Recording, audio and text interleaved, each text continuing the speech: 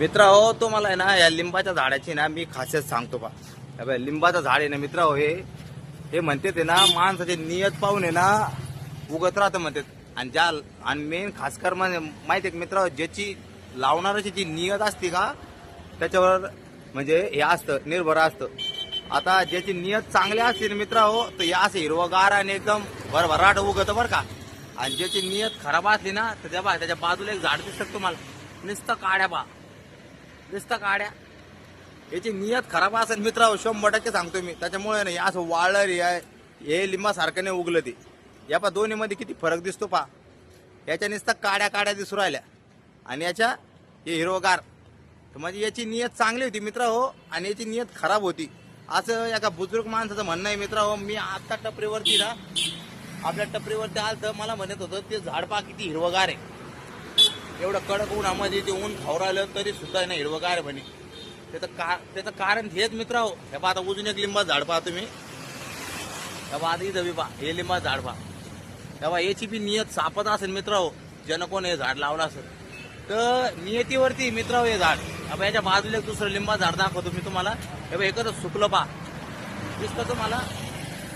हे पहा याच्यात आणि याच्यात किती फरक आहे. हे समोरचं पहा किती हिरवगार आहे, दिसतं का किती हिरवगार आहे. आणि हे पहा आलं की हे त्याच्यापेक्षा छोटं हे किती कवळलंच हिरवगार राहिलं पाहिजे.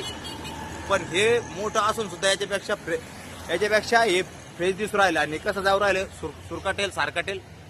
तर मित्र असंच आहे, आतमध्ये ज्या व्यक्तीने झाडं लावलेले आहे ना त्याच्या नियतीवर सगळा खेळ चालू आहे. जशी ज्याची नियत तसंच ते झाड उगणार. बा काय भारी झाड दिसू राहिलं पा मित्र. अरे बाप रे बाप, हिरवगार. हा पाहिलं एवढं कडक ऊन. आता मलाच पाहतो मी, आता मी एवढं उन्हात शूट करून राहिलो, मला घाम येऊन राहिलो बस. त्याच्या बाजूला पहा चिटकूनच पाहतो दुसरं एक झाड पहा. ते पण लिंबा झाड पहा. त्याला पहा कुठं मुडं पानं आहे आणि काही पानं सुकलेत, काय पिवळे पडलेत, दिसतात तुम्हाला एकदम चिटकूनच. हे आणि बा किती अंतर आहे दोन्ही मध्ये, काहीच नाही.